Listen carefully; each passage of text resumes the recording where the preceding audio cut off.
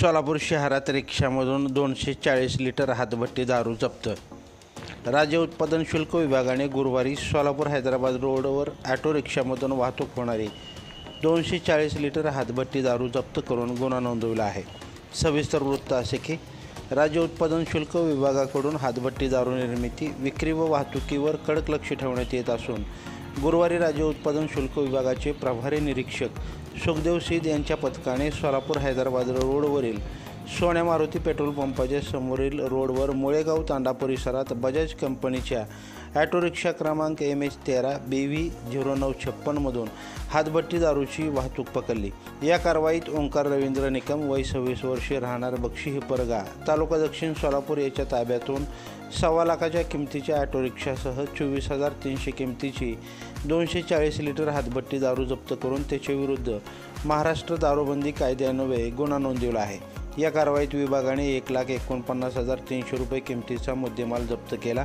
तसेच बुधवारीही राज्य उत्पादन शुल्क विभागाने बार्शी तालुक्यातील भालगाव व शेलगाव या गावांच्या हद्दीत देशी विदेशी दारूची वाहतूक करताना मोटरसायकलीसह अनुक्रमे लक्ष्मण रामहरी दराडे वय 45 वर्षे राहणार बालगाव व दशरथ महिपती शिंदे वय 49 वर्षे राहणार शेलगाव तालुका बार्शी यांना अटक केली आहे।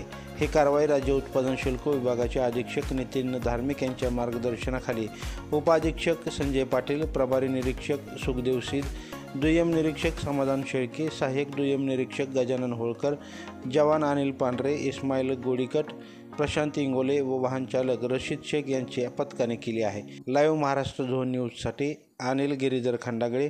लाईव्ह महाराष्ट्र झोन न्यूजच्या यूट्यूब चॅनलला सबस्क्राईब करा, तसेच आमच्या फेसबुक पेजलाही फॉलो करा। राज्य उत्पादन शुल्क विभागाच्या पथकाने आज गुरुवारी दुपारच्या सुमारास सोलापूर हैदराबाद रोडवरील मुळेगाव तांडा परिसरात एका ऑटो रिक्षामधून हातभट्टी दारूची वाहतूक होताना गुन्हा नोंदवलेला आहे। ही कारवाई प्रभारी निरीक्षक सुखदेव सिद यांच्या पथकाने केली। या कारवाईत ओंकार रवींद्र निकम हा इसम बजाज ऑटो रिक्षामधून 3 रबरी ट्यूबमध्ये हातभट्टी दारूची वाहतूक करताना आढळून आल्याने त्याच्या विरुद्ध महाराष्ट्र दारूबंदी कायद्याच्या अन्वये गुन्हा दाखल करण्यात आलेला आहे। त्याच्या ताब्यातून वाहनाची किमतीसह 1.5 लाखाचा मुद्देमाल जप्त करण्यात आलेला आहे।